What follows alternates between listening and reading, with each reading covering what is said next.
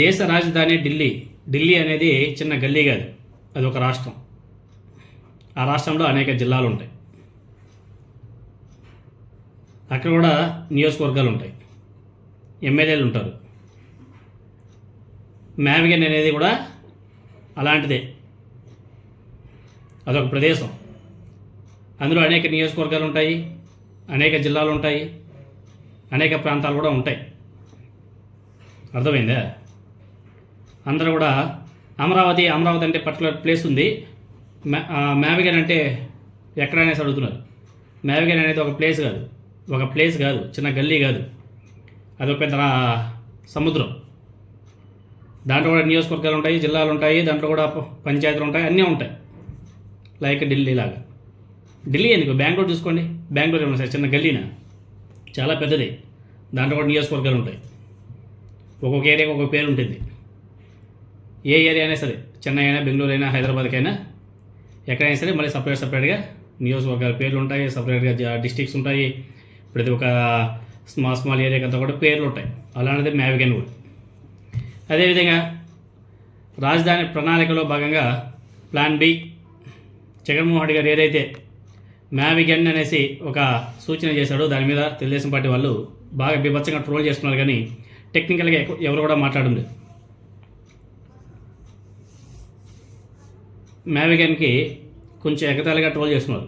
తెలుగు పదాలకి దూరంగా ఈ మ్యావిగన్ మచిలీపట్నం, విజయవాడ, గుంటూరు అనే పేరు రావడంతో అమరావతి అనే పదంతో పోల్చినప్పుడు పలకడానికి, అర్థం చేసుకోవడానికి ఇబ్బందులు తలెత్తడం సహజమే.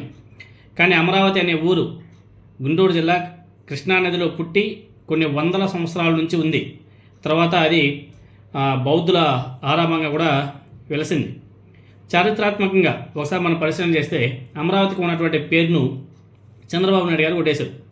వాస్తవంగా చంద్రబాబు నాయుడు గారు నిర్మించదలిచినటువంటి అమరావతికి, ప్రాచీన కాలం నుండి అమరావతికి అసలు ఎటువంటి సంబంధం లేదు.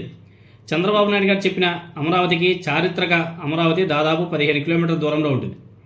అప్పుడు బుద్ధ విగ్రహం కూడా కాలచక్ర సమావేశాల్లో భాగంగా దలైలామా, ఇతర ఆధ్యాత్మిక బౌద్ధ గురువుల సారథ్యంలో నిర్మించింది. మీకు చాలామందికి తెలిసే ఉంటుంది, కొంతమందికి న్యూ జనరేషన్ వాళ్ళకి తెలిసి ఉండదు. చంద్రబాబు నాయుడు గారు అదేవిధంగా అతని మీడియా ఏదైతే ఉందో, బౌద్ధులు నిర్మించిన ఆనాటి విగ్రహాన్ని తెలివిగా చంద్రబాబు నాయుడు గారు కట్టాలనుకున్న అమరావతికి ఒక బ్రాండింగ్ వాడుకుంటుంది. గుంటూరు జిల్లా ప్రజలకు తప్ప ఈ వాస్తవం దాదాపు ఈ తరం వాళ్ళకి కానీ, రాష్ట్రంలోని ఇతర ప్రాంతాల వారికి కానీ తెలియదు. చంద్రబాబు నాయుడు గారి ప్రోపగండా మిషన్ ఇలాంటి అంశాలను ఎన్నింటినో దాచి పురాతన పేర్లు, కట్టడాలను కూడా తమ ఖాతాలో వేసేసుకుంది. బహుశా దీన్ని వివరించి చెప్పడంలో కూడా న్యూట్రల్ పోల్స్ చాలామంది ఫెయిల్ అయ్యారనేసి కూడా చెప్పుకోవాలి, ఒక విధంగా చెప్పాలంటే. అదేవిధంగా జగన్మోహన్ రెడ్డి గారి ప్లాన్ బి ఏదైతే ఉందో, ఆ ప్లాన్ బిలో భాగంగా మ్యావిగన్ ప్రతిపాదన చేసినప్పుడు చాలామంది ఆ ప్రాంత ప్రాధాన్యతను, రాజధాని ప్రాంతంగా ఉన్నటువంటి ఉన్న అనుకూలతను దాచిపెట్టే ప్రయత్నం చంద్రబాబు నాయుడు గారు చేశారు. జగన్మోహన్ రెడ్డి గారు ఈ ప్రతిపాదన చేసినప్పుడు సహజంగానే తెలుగుదేశం పార్టీ ఉలిక్కిపడింది. వాస్తవమే. జగన్మోహన్ రెడ్డి గారు ప్లాన్ బి రియాలిటీకి దగ్గరగా ఉండడం, సహజంగా 3 జిల్లాల ప్రజలు, 3 జిల్లాలు లబ్ధి పొందడం దీనికి కారణం. అందుకే జగన్మోహన్ రెడ్డి గారు ప్రెస్ మీట్ జరిగిన అతి కొద్ది గంటల్లోనే తన ప్రాపగెండా మిషన్ని చంద్రబాబు నాయుడు గారు ఆన్ చేశారు. పెయిడ్ అకౌంట్లు, నకిలీ అకౌంట్లు, నకిలీ ఖాతాల ద్వారా విస్తృతంగా మ్యావిగన్ అనే పదం బూత్ పదం అన్నట్టు పనిగట్టుకొని మరీ ప్రచారం చేయించారు చంద్రబాబు నాయుడు గారు, అదేవిధంగా తెలుగుదేశం పార్టీ నాయకులు. నిన్న ప్రెస్ మీట్లో చంద్రబాబు నాయుడు గారు కూడా అసలు జగన్ ప్రతిపాదించిన మ్యావిగన్ అనే పదాన్ని గుర్తించడానికి కూడా వెనుకడుగు వేశారు. ఇదంతా కూడా తెలుగుదేశం పార్టీ వాళ్ళ మీడియా ఏదైతే ఉందో వాళ్ళ మీడియా పథకం ప్రకారం చేసినటువంటి పని అనేది చాలా బహిరంగ రహస్యమే. దాని గురించి మనం ప్రత్యేకంగా చెప్పుకోవాల్సిన అవసరం లేదు. వాస్తవంగా ఈ దేశంలో గ్రోత్ కార్డర్లకు, పట్టణాభివృద్ధి సంస్థలకు భాషతో సంబంధం లేని పదాలు, ఎవరికీ తెలియని పదాలు సంక్షిప్త రూపంలో ఉంటాయి.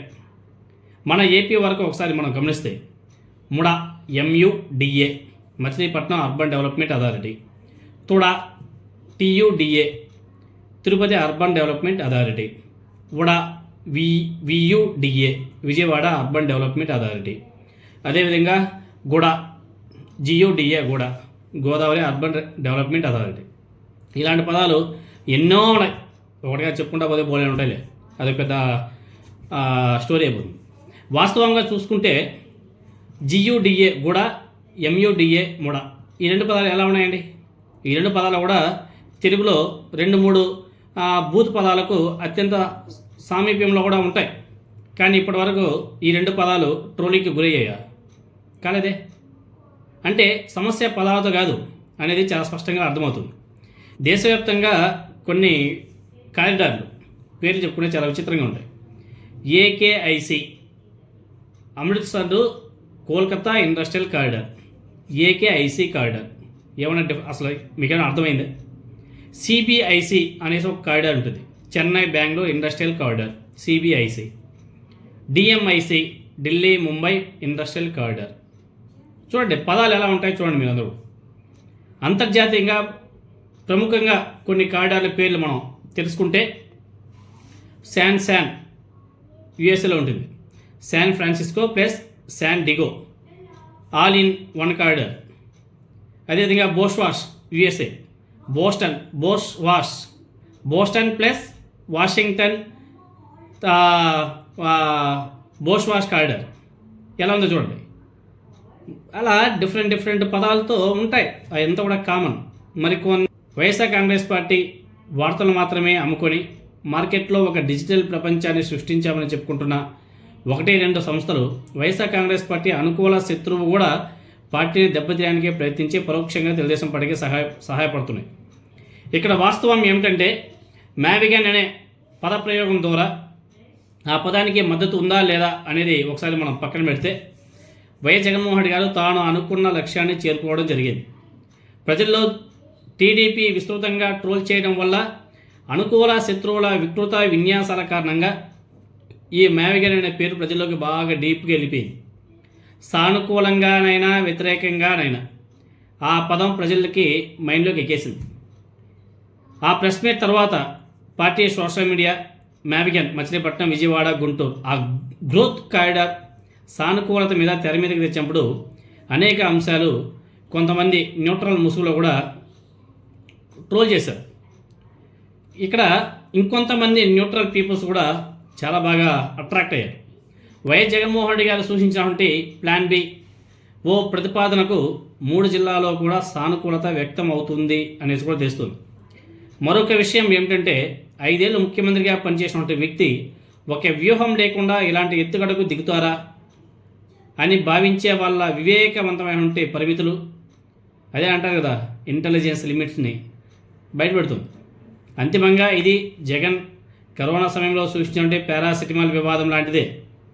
ఆనాడు కూడా ట్రోల్ చేశారు. ఆ రోజు జగన్మోహన్ రెడ్డి గారు చెబితే హేళనగా చేశారు, చూశారు, బీభత్సంగా ట్రోల్ చేశారు.